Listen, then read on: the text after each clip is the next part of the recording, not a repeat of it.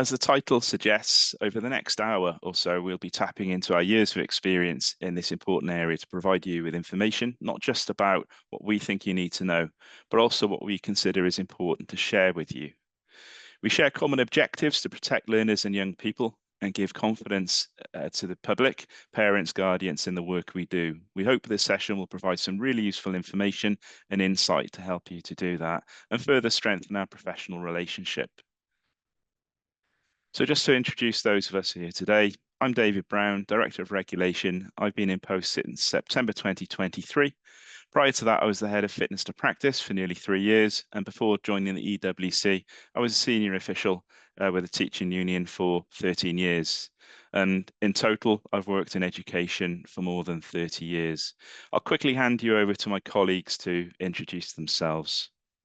Good morning, I'm Susan Street. I joined the General Teaching Council for Wales, or the GTCW, in September 2002 as Professional Standards Officer and became the manager in 2012, and then Head of Fitness to Practice in September 2023. So I have over 22 years experience of the GTCW and the EWC.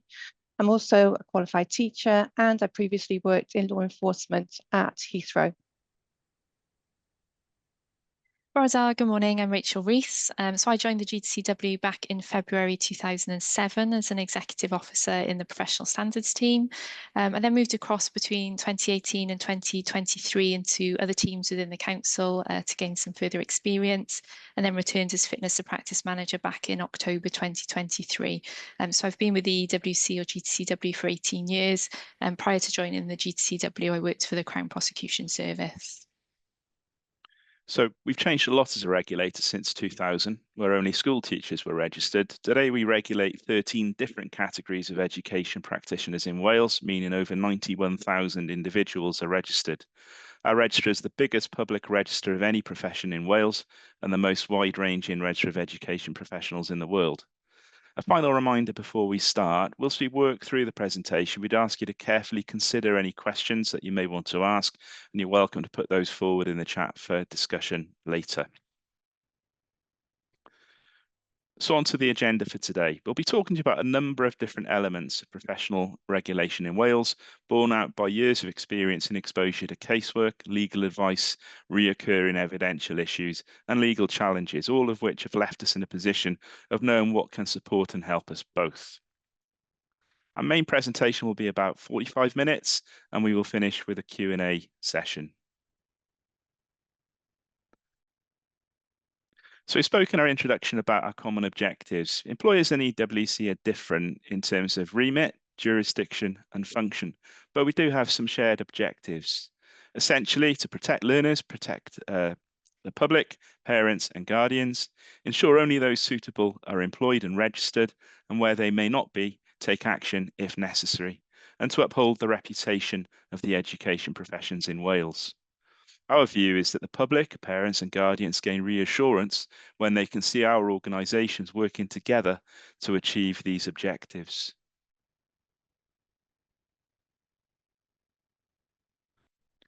Mentioned in our introduction about our vast experience in terms of casework. So since the inception of the GTCW in October 2000, more than 1,500 discipline cases. And since we've received the power to regulate in 2001, we've also, since 2006, had to have a process for determining suitability. And since 2006, we've considered more than 3,500 declarations. And in terms of interim suspension orders, we've had that power since 2021. We've considered more than 30 cases in terms of whether or not we should be imposing an interim suspension order. So if you take that lot together, that's over 5,000 cases. Each one is different, each one with their own unique circumstances, facts and challenges. So our unique insights are therefore based on real cases spanning 25 years of professional regulation.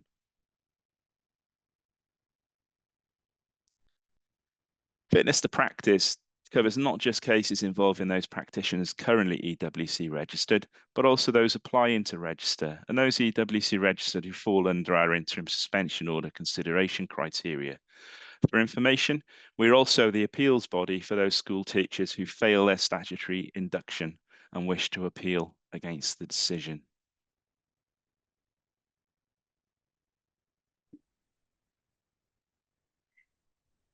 Thanks, David. So we first wanted to talk to you about the entry point for education practitioners to work in Wales and the requirement to apply for registration with us and to be admitted to the register. And this isn't an automatic right. We are the gatekeeper of the register. It's set out in the Education Wales Act 2014 that we have to decide whether or not an applicant is suitable to be registered. And we have a responsibility to ensure that only those suitable and qualified with a requirement for qualifications are admitted to the register. So our process is robust, but in common with other regulators, it does rely on the honesty and integrity of a practitioner to tell us about any past or current criminal, employment or regulatory issues that we need to be aware of. And this is where the declaration side of the application form comes in. So before I go into that in more detail, we just wanted to talk about the importance of pre-employment checks. And it's essential for you as employers to be carrying out those checks before employing someone in a position where EWC registration is required. And the potential consequences and risks of not doing that can be significant. So one of our key messages here is not to assume that someone is registered because they've told you that they've applied or say that they're registered. It's really important that you carry out your own independent check using the employer access. You also need to know that if an individual has applied for registration but made a declaration, that the process may not be quick, as the onus is on the applicant to persuade us that they're suitable. So the time frame around that is usually driven by how and when they respond to our inquiries. And we frequently come across applicants who've not been honest about being registered or not made a declaration when required. And as you'd be aware, the public would expect the employer and regulator to deal with this and take action where necessary. So what are the potential consequences and risks of not carrying out pre-employment checks? First and foremost, employers will be in breach of the Welsh Government regulations, so effectively breaking the law. So during 2024-2025, we found from comparing the register against employment records that actually over 1,000 practitioners in Wales weren't registered, but were already working in positions where EWC registration was a legal requirement. So as you can see, this is a serious instance of wide-scale non-compliance, and employers are at risk in these circumstances of being issued with a Welsh Government directive. So it's not only the responsibility of the practitioner to be registered before working, but also significantly the employer. Second, without those necessary checks and registration, you could unknowingly be employing someone with a criminal record, a live interim suspension order, a refusal from registration from another regulator, or even a DBS bar. So in fact, those people wouldn't be suitable or qualified to practice. And that in turn could mean that you're putting those learners' well-being and education at risk. Third, without the necessary checks on registration, any unknown conduct issue may be repeated. So this could lead to your reputation as an employer and the reputation of the profession as a whole being harmed. Fourth, public confidence in the education professions, employers and regulation could be damaged. Fifth, could be damaged. So in summary, our combined role is to ensure that those unsuitable to practice are not employed and not registered. So how do we decide who is suitable when a declaration is made? And how do we make sure we're following what the Act requires? So now that you've got that fuller picture about the suitability assessments, I'll just explain a bit about how we as officers or independent committees make decisions to refuse or grant registration. And we both have a role to play depending on the type of declaration that's made. So where a decision to grant can't be made by officers under stage 1, which is solely conviction or caution information, or stage 2 of our process, which is more serious conviction information, or that sort of employer or other regulatory information, we will refer the assessment to a suitability committee to decide. And the key question that we're always asking ourselves is the applicant suitable for registration? Do they meet the standards expected of a registered person? And to answer this question, either us as officers or the suitability committee require a number of things. They have to have sufficient evidence, so that could be evidence submitted by the applicant or evidence that we've gathered by the council, so for those convictions or police information. We also have independent legal advice. So we instruct an independent law firm. They don't represent the EWC and they don't represent the applicant. They're there to provide independent advice to committees to ensure that the process is fair, to advise on current case law and ensure it's applied correctly, and to deal with any legal issues arising. We have to apply the appropriate legal test for suitability assessments. So that's the balance of probabilities. Is it more likely than not that the applicant is suitable for registration based on all of the available evidence? And that decision comes from experience and professional judgment, but the burden is on the applicant to prove that they're suitable. And finally, we follow our procedures set out in our rules, our registration rules. It's derived from the legislation. So under this process, we're constantly assessing whether or not there's an ongoing risk that the conduct declared could be repeated if that applicant were to be admitted to the register and begin practicing in Wales. And if so, what level of risk do they pose? Is this an acceptable or tolerable level that will protect learners, young people and the public? So again, finally on this section, I just want to emphasise the combined roles between employers and the EWC as the regulator to ensure that those unsuitable to practice are not employed and are not registered to work in Wales. Thanks, David. And moving away now from those applying for registration, we want to talk to you next about casework involving those registered with the EWC. You'll know that once registered, all practitioners are bound by the Code of Professional Conduct and Practice, so they should know the standards expected of them. One of our main functions is to investigate and hear cases received. It's set out in the Education Wales Act 2014 that we have to do this where allegations relate to misconduct, professional incompetence, and relevant criminal offences. We have a responsibility to ensure only those suitable remain on the register. Our processes under discipline are driven by legislation. Legislation also sets out your legal duty to refer to us cases where you dismiss a registrant or a registrant resigns while subject to a disciplinary investigation, and you might have dismissed them had they remained in employment. Might have means any possibility. We want to talk more about your legal duty to refer in more detail. It's important that you as employers are referring all cases which fall under the criteria of dismissed or might have dismissed had they not resigned. These are circumstances under which employers must act. The potential consequences and risks of not doing so could be significant. For example, first and foremost, employers will be in breach of Welsh Government regulations, so effectively breaking the law. Second, if no referral is made in the relevant circumstances, employers will be allowing the conduct or competency issues at large to persist unchecked. Perhaps the practitioner will go on to practice in another education setting and repeat the same behaviours which caused enough concern to dismiss previously. Third, if no referral is made in the relevant circumstances, employers will knowingly be putting learners' well-being and education at risk. So if no referral is made in the relevant circumstances and the known conduct issue is repeated, your reputation as the former employer and the reputation of the education professions as a whole could be harmed. As with our coverage of pre-employment checks, public confidence in the education professions, employers and independent regulation could be damaged if referrals are not made in line with legislation. If you have any doubt that a referral should be made, please contact us. There may be circumstances where you think the wrong decision was made. Perhaps a finding of gross misconduct led to a decision falling short of dismissal, or a dismissal was later substituted with a final written warning following an offer of resignation.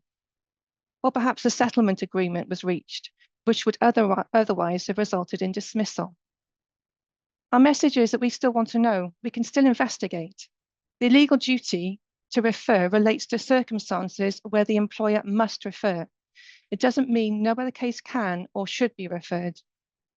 You also need to know that if we become aware of allegations about which we as a regulator have concerns, we may contact you for that referral so we can decide whether or not to investigate. In summary, again, our combined role is to ensure those unsuitable to practice are not employed and are not registered. Finally, on this point, just a bit about the code. It's important to note that employers are not in a position to decide if an employee has breached the EWC code, only their own staff code of conduct. We mention this because a lot of referrals include an allegation that the EWC code is breached at the point of referral, but only a fitness to practice committee at a hearing can decide if there has been a breach. So our remits are defined and separate in this respect. We can illustrate these issues further about non-referral by giving you some examples of cases which were eventually referred to us, but were not at the point where the requirement to refer was first met. As employers, please consider the issues which arise here.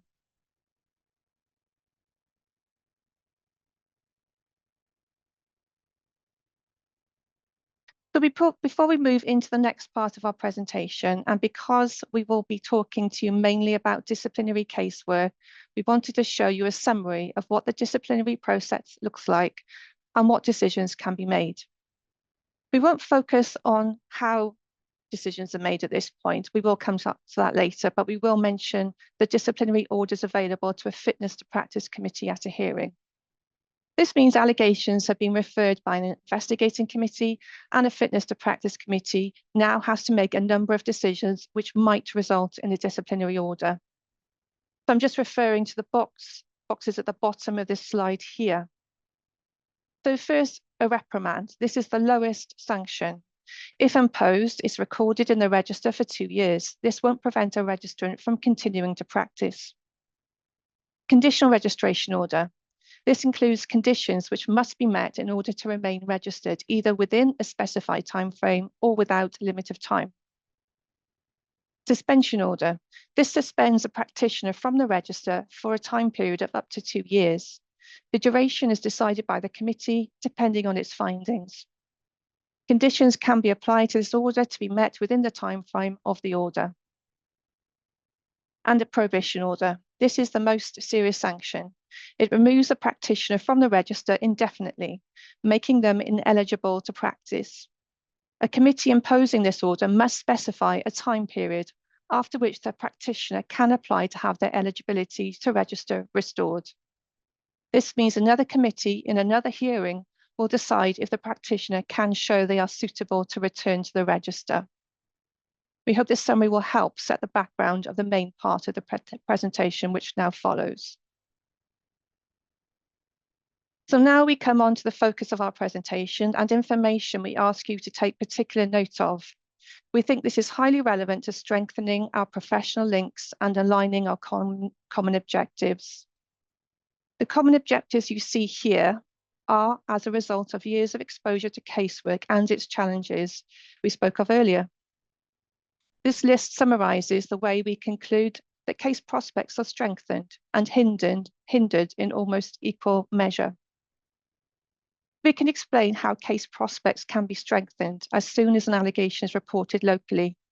In sharing these professional insights, our objective is to enable us both working together to achieve proportionate decisions which protect learners and young people and reassure the public that we are acting within our defined remits where necessary. So we'll go through each of these points in turn. Firstly, key witnesses. We want to explain what we mean by key witnesses, and they are those witnesses who saw or heard events firsthand.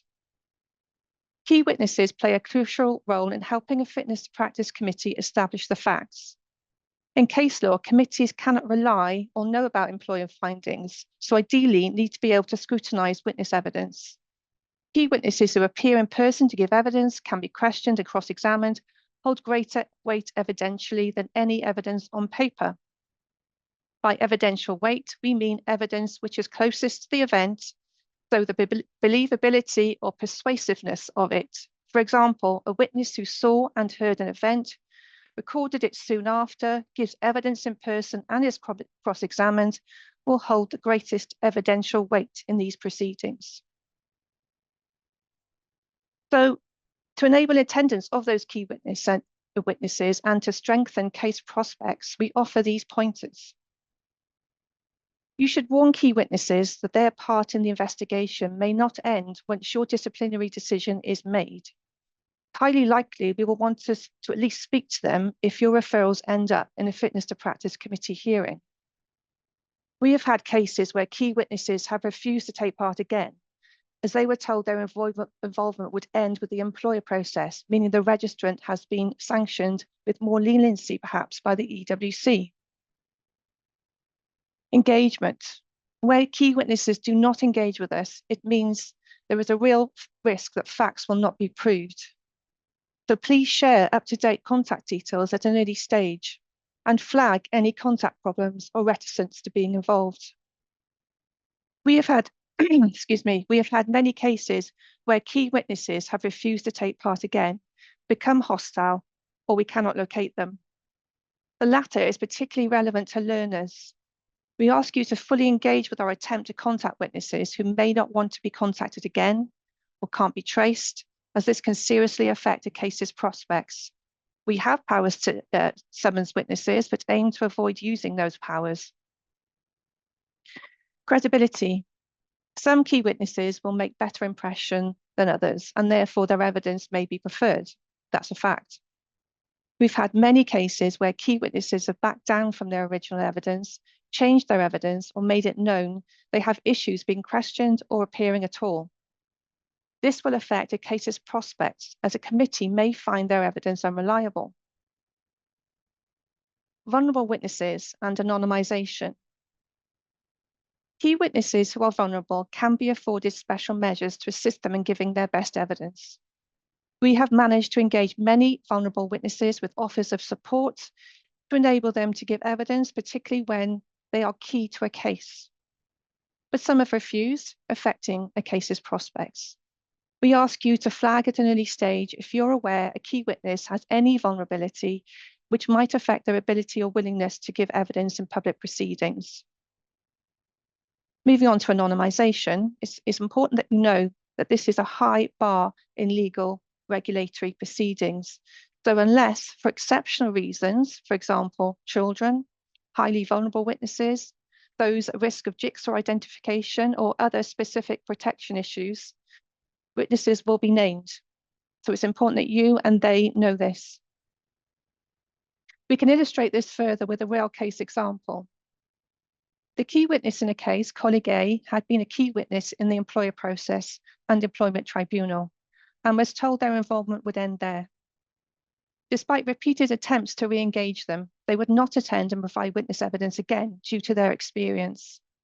We believe the registrant would have received a higher disciplinary order had this key witness, the victim of the conduct, attended. Excuse me. 2, learner evidence. First, we want to explain that by learner evidence, we mean generally children, young people, those aged under 18, and those witnesses on the receiving end of specific conduct. It's important to note we aim to avoid calling any child as a witness due to their obvious vulnerability.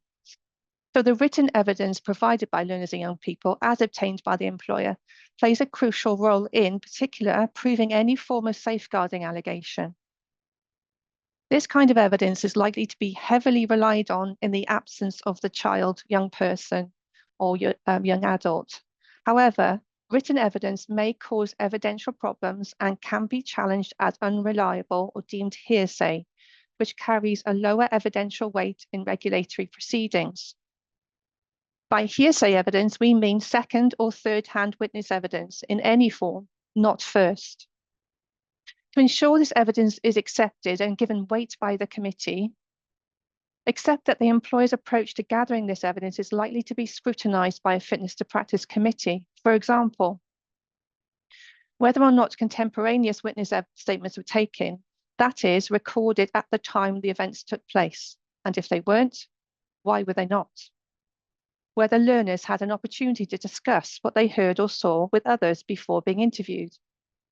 Whether learners were interviewed in groups or on their own. How learner statements were recorded. Provenance, so dates, signatures, names. By provenance, we mean ensuring the origin, excuse me, authenticity and reliability of documentary evidence gathered in a case. If there have been similarities in versions of events, has there been any collusion? Whether or not policies were followed. If not, this may suggest unfairness or a tainted investigation. and whether key evidence is captured in documentary form. For example, where social media has been used by the registrant to contact learners, are there screenshots taken of the messages? So where the committee has concerns, the evidence may be deemed unreliable, unsafe, or inadmissible. Challenges to hearsay evidence are increasingly common. We have seen many cases in the past few years where the evidence of learners has been deemed inadmissible by a committee, meaning the case referred has failed, all or in part. This has been in many cases down to the manner in which learner evidence was recorded or policies were not followed in the way it was gathered.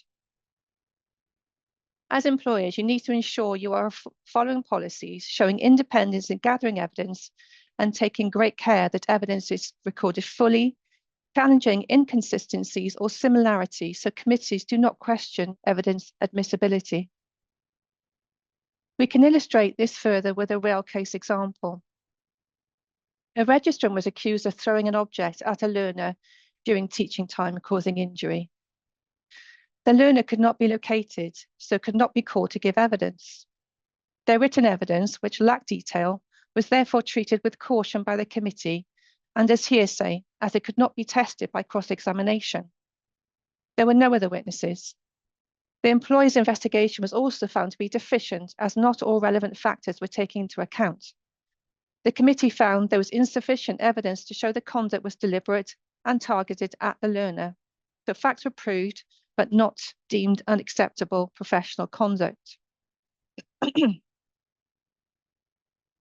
Number 3, evidence provenance.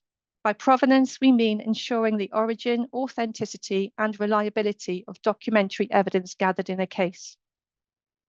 The provenance of documentary evidence plays an important role in helping a fitness to practice committee establish the chronology of events once an allegation is made, what processes were followed, what was corroborated, and the facts in the absence of witnesses. Evidence lacking corroboration or missing documentation will put a committee in a difficult position of not being able to establish certain facts. We have seen entire cases thrown out or fail as a result of hearsay evidence, which was relied on as key evidence being deemed unreliable. To ensure documentary evidence assists the committee, ensure evidence provenance is at the forefront of your approach to any investigation and disciplinary process once an allegation is made. With documents as a minimum, these should allow a committee to establish what, who, and when. They should also include an endorsement of signature and letterhead where possible and relevant. This applies to formal statements, informal notes, interview notes, minutes, memos, and letters. Hearsay. Without provenance, specific documents are likely to cause evidential problems and potentially be challenged as unreliable and inadmissible under the banner of hearsay evidence, depending on the significance of that evidence. Any evidence deemed hearsay will be given lesser weight by a committee, or a committee may decide the evidence should be disregarded altogether if it decides it's unfair to proceed with it. And policies. Employers should also ensure all relevant policies in force at the time of an allegation are provided with the referral. Those which apply during the investigation or disciplinary process should be clearly dated and signed off. 4. Interrogation of evidence. First, we want to explain that by interrogation of evidence, we mean fully testing the validity of evidence through various means. The Fitness to Practice Committee's first role is to establish the facts of a case in an investigative and fair manner. It cannot simply adopt the employer's findings or decision. In fact, it's prevented from knowing what those outcomes are in case law. The committee's jurisdiction is also different.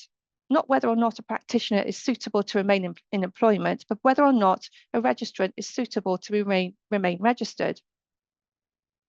As such, how the employer has investigated an allegation will be looked at. The committee has to be in a position to establish its own understanding of the facts and decide what is proven and what is not. A committee's conclusions may therefore differ from the employer's findings. That said, the committee's role is not to undermine the employer or to undermine how it acted. The committee simply has no jurisdiction to do so. So to ensure a committee considers the way an employer investigated an allegation was fair and thorough, and therefore assists it in establishing the facts, ensure disciplinary policies and procedures are followed and referenced, and legal advice is taken if necessary. Ensure there is full independence in any investigation carried out without bias or prejudice. Committees occasionally find this has not been the case and therefore cannot fully rely on the employer's evidence. Ensure the allegations and evidence available and relevant witnesses are fully tested. Ensure the correct witnesses are interviewed. Where relevant witnesses cannot be interviewed, document why. Show that similarities in evidence or possible collusion are tested further. Be aware of possible issues which give rise to the allegation in the first place. For example, perhaps there's been a clash of personalities or there are relationship histories. Ensure there is evidence of the registrant being provided with a full opportunity to engage, respond, participate, and of their evidence being taken into account. And ensure every part of the investigation and all evidence is fully documented. In particular, witness evidence recorded at the time of the event, interviews, meetings, and outcomes. Remember provenance in all that is recorded. So we can illustrate this further with a real case example. This case included video evidence, but concerns were raised by the committee after it questioned the investigating officer. It transpired this officer had not been thorough in their approach to selecting and interviewing first-hand learner witnesses, of which there were many. As a result, very little contemporaneous witness evidence existed, and very few questions were asked to those witnesses, leading to concerns about reliability. Facts not proved. 5. Previous concerns and warnings. Previous conduct can have a significant impact on a fitness to practice committee's professional judgments relating to unacceptable professional conduct, serious professional incompetence, and the relevant offence. These are the definitions and legislation of the possible conduct fitness to practice committees are tasked with establishing, given any facts found proven in a case. Previous conduct can then go on to impact a committee's decision about a disciplinary order considered appropriate, proportionate, and necessary. A bit like sentencing in a criminal court where a previous record is not disclosed until after the facts are decided.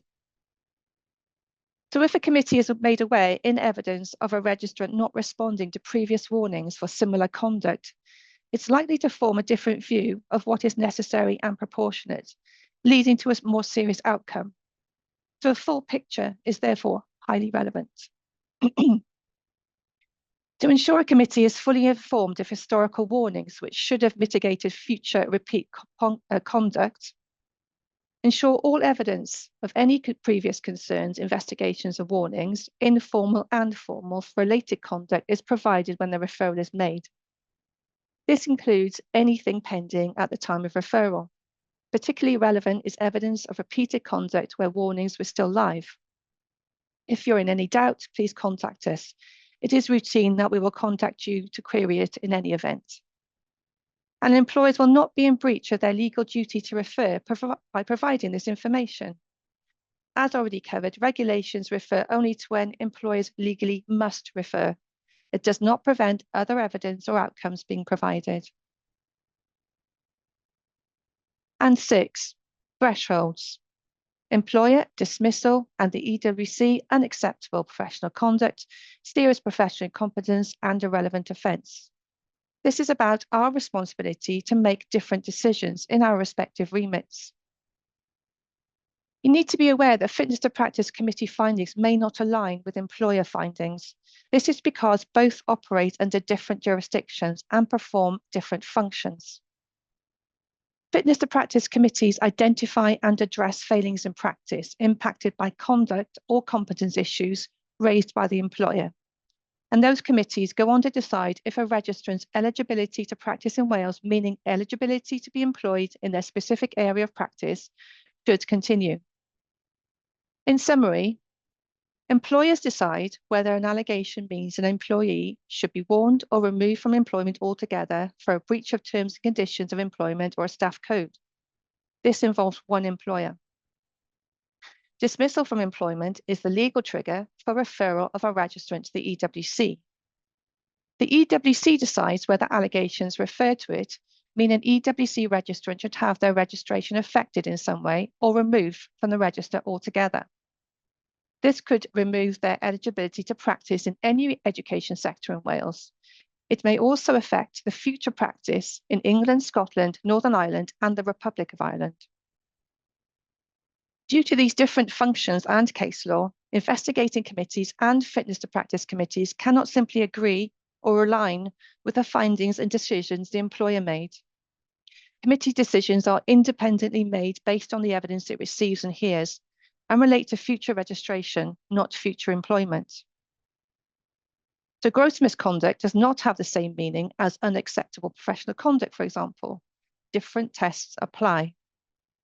Consequently, our message is simply that committee findings may not align with employer findings in this respect. So now we've highlighted these issues with you. Here's our summary of what we, in our experience, we think makes a good referral. That is one that is ready for investigation and is likely to have limited evidential problems. Do you understand and make reference to the EWC Main Functions Regulations 2015 Schedule 5 Part 1 before referring? This sets out the information and evidence which should be provided in a referral by an employer if available. And, excuse me, in accordance with those regulations, refer in the correct circumstances where there is a dismissal or might have scenario. But as previously mentioned, we also invite conversations where those thresholds are not necessarily met. So referring at the right time, that is the end of the appeal period. In other words, when all procedures are concluded, including any final appeal against a decision to dismiss. It's also important to flag that we don't need early notifications or to be told about the suspension of an employee, or be informed, by example, by an agency that has stopped offering work to a registrant or their work is on hold. Also, Part 5 outcomes are not referrals, despite what the police or the local authority designated officer, the LADO, might say. If there is a substantiated outcome, the employer or agency should go on to fully investigate the allegations in line with their own disciplinary procedures and then refer to the EWC in the usual circumstances. We would expect an employer to still go on to conclude an investigation, arrive at an outcome, even where the registrant has left employment, as we cannot carry out investigations for employers. This is all, of course, unless there's an interim suspension order implication, and we'll talk a bit about that shortly. These scenarios otherwise suggest the internal processes are not concluded. But moving back to the summary, details and issues. So you provide a cover letter clearly stating reasons for referral, the name of practitioner, the employer, the allegations, the outcome. This helps us quickly establish the facts of the referral, which we thereafter keep as a reference point for the case. You flag specific issues at the outset, for example, the ill health of the employee registrant at the time of the investigation decision, the vulnerabilities of the registrant and or witnesses, and any issues which affected the investigation. This gives us important information about how to manage the case to investigation and potentially hearing. And you provide a list of key witnesses and contact information. This helps significantly if a case is referred by an investigating committee for hearing. Chronology. You provide a chronology of events to accompany the evidence and put evidence in a chronological order or by process. This helps us understand the evidence and how it developed during the course of the internal investigation. Evidence. Provide all evidence which led to the final decision being made. We find we often don't have everything that was available. You provide written witness evidence where possible, signed and dated. This is the best form of documentary evidence for a first-hand witness, save for hearing from them in person. You provide documents that are signed, dated and letterheaded, so the origin of them is clear and validated. and you provide policies in force at the time the allegation arose. We have heard many cases where the committee has been faced with an outdated policy which is not relevant to the case, causing allegations to weaken or fail. Previous warnings. You make clear at the outset there have been previous warnings for similar conduct and provide all evidence relating to those previous warnings. We routinely ask and often find we don't have all the evidence that is available in this respect. And redactions. You carry out redactions you deem necessary.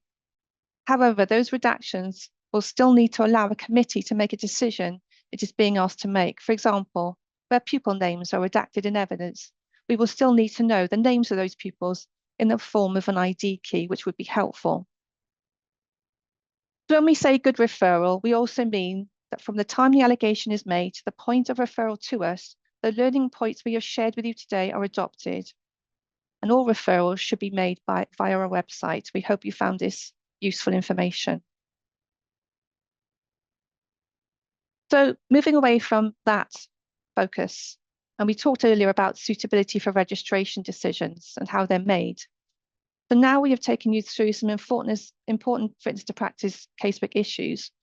How are these decisions made and how do we make sure we do as the Act requires? Again, we as officers and independent committees both make decisions depending on the kind of case received. And as with suitability assessments, every decision needs evidence, independent legal advice, a legal test, and a procedure. So in the early stages of a referral, the key question for officers is this: are the allegations referred capable of amounting to an allegation of unacceptable professional conduct, serious professional incompetence, and/or a relevant offence? If so, the case will be referred to an investigating committee. If we as officers consider a case is not capable of amounting to an allegation based on our previous experience and knowledge of casework, the seriousness of the allegation, and with reference to the public interest, we can decide to take no further action. An example of this kind of allegation might be a caution for theft, shoplifting, which we know from years of investigating committee decisions will not be referred to a fitness to practice committee for hearing if an isolated offence. The question the investigating committee is required to answer is this: is there a case for the registrant to answer? The legal test for investigating committees is the real prospect test. So is there a genuine rather than a remote or fanciful possibility of the facts being found proved and unacceptable professional conduct, serious professional incompetence, and/or a relevant offence being established before a fitness to practice committee? An investigating committee cannot resolve conflicts in evidence or establish facts in making its decision. So under this process, the investigating committee is deciding whether or not the case should be referred to a fitness to practice committee for hearing. So moving on to fitness to practice committees at hearings, our final coverage of decisions made. This is a more complex process, but committees always follow the same four-stage decision process. You may want to draw comparisons with how disciplinary decisions are made in your settings as we work through this. So what are the four stages? Stage 1, are the alleged facts proven?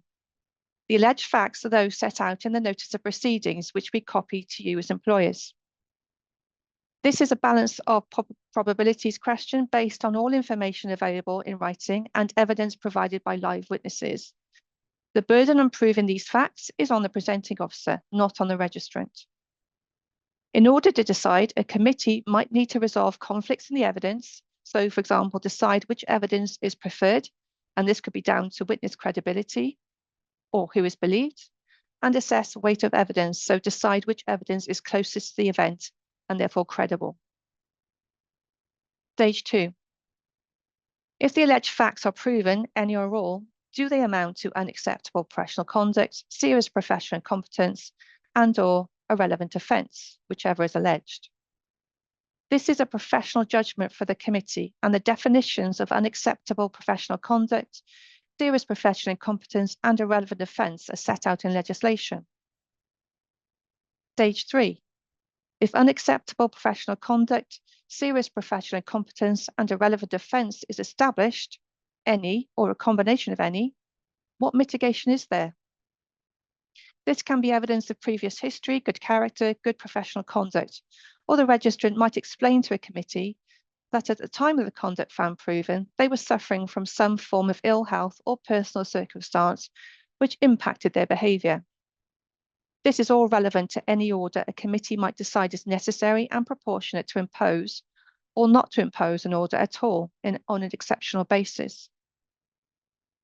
Added to this, the presenting officer must also inform a committee of any previous history they are aware of on our behalf, so it's fully aware of all previous history relevant to its final decision at stage 4. This might include a live disciplinary order imposed by the EWC or another regulator, or an interim suspension order. And stage 4.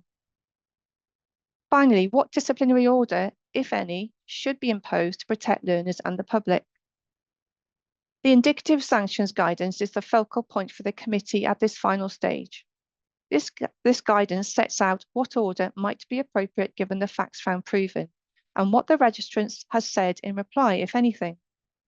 For example, if they have admitted the conduct and shown insight, it will make a difference to what the committee decides. The indicative sanctions guidance is a guide only. It is not a checklist of criteria which, when met, means a specific order will be made. This again is a professional judgment for the committee. Any order imposed must be necessary, proportionate and fair, and must adequately protect the public, learners and young people. And how do we protect the public, learners and young people once an order is made? In a number of ways. The committee must announce this final decision in public, regardless of whether there has been any part of it held in private.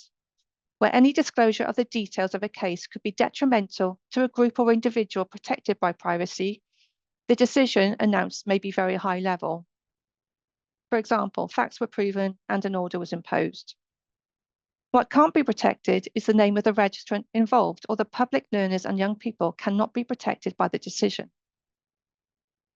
Also, a summary of the case and the order will appear on our website for 6 months, so anyone can see this summary. The order will also appear on our website until it expires, so anyone can see the online disciplinary order list. And the order will appear on the public register until it expires, so anyone can search the public register. We also inform our equivalent bodies in England, Scotland, Northern Ireland, and the Republic of Ireland where the order affects a school teacher.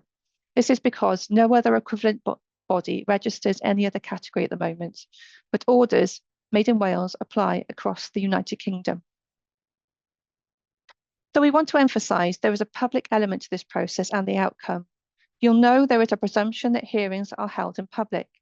We have a duty as a regulator to be transparent, so anyone can observe a hearing, including the press, provided there is no element of privacy involved. Press frequently attend and report on the evidence they hear, and we have no control over the content of the press reports. Thanks, Sue. So just bringing this part of the presentation to a close, we just wanted to talk to you briefly about interim suspension orders or ISOs. So ISOs are commonplace amongst other regulators in healthcare particularly. And after much lobbying by senior officers at the EWC, we finally received powers from the Welsh Government in April 2021 in relation to ISOs. And these powers mean we can remove practitioners from the register as an emergency measure quickly, where the most serious safeguarding allegations are made. And this is what the public would expect we're here for. But what we didn't expect was the number of those we have imposed since that date. So as you can see from the slides, we've imposed 28 interim suspension orders since 2021. We thought we'd probably have 2 or 3 a year, but as you can see from the data, we've received far more than anticipated. So the maximum duration an ISO can be imposed for is 18 months, and every ISO must be reviewed during that period to ensure any changes in circumstances that led to the ISO being imposed are considered.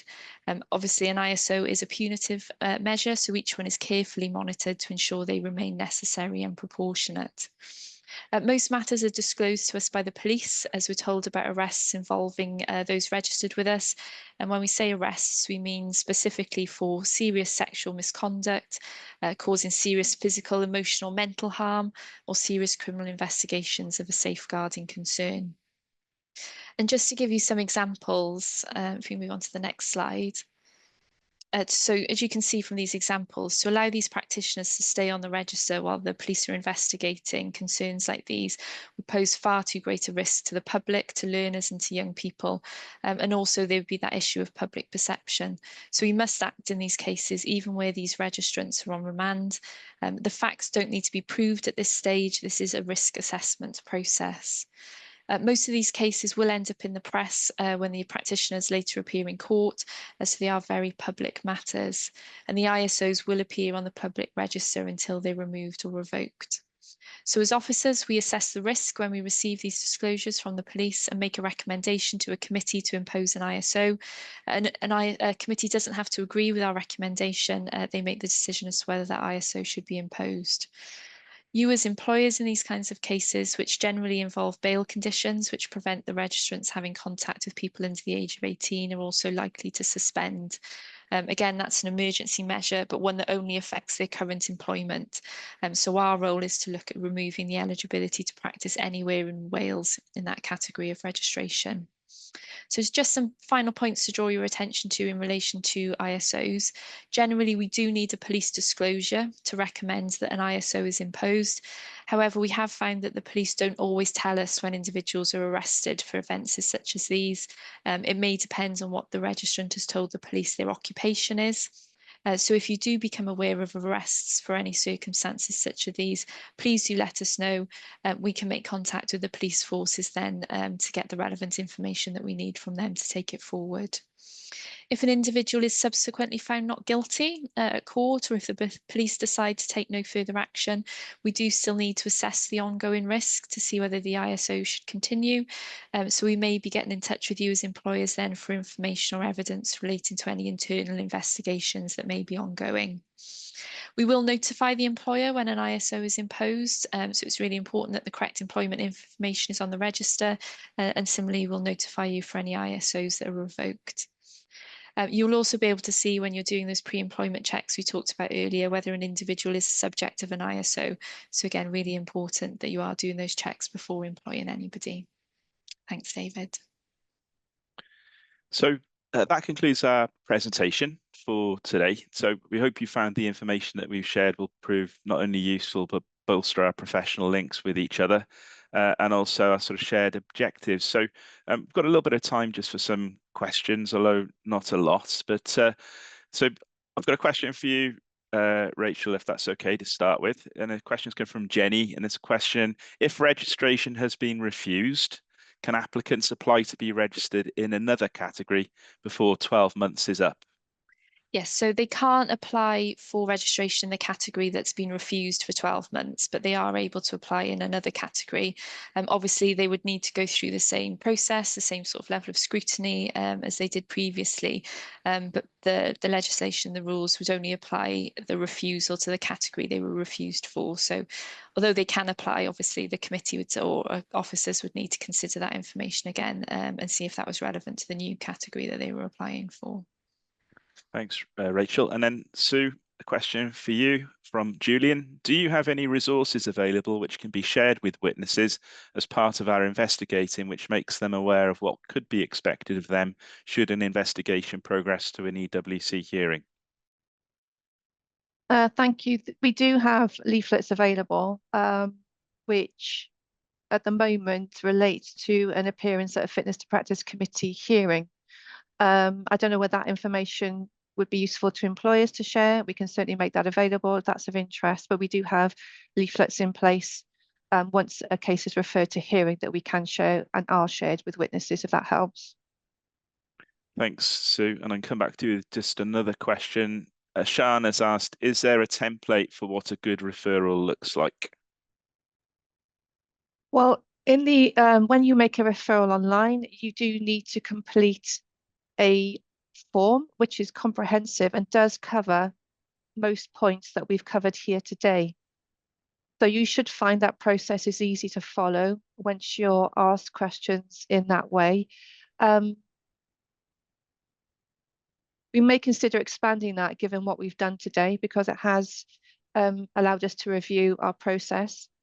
So we'll look at that again, but you should find that that form online covers all the aspects of a good referral. Thanks, Sue. Question for you, Rachel, from Emma. What information can be provided by an employer to support an employee who's been referred by the police to the EWC? Thanks, David.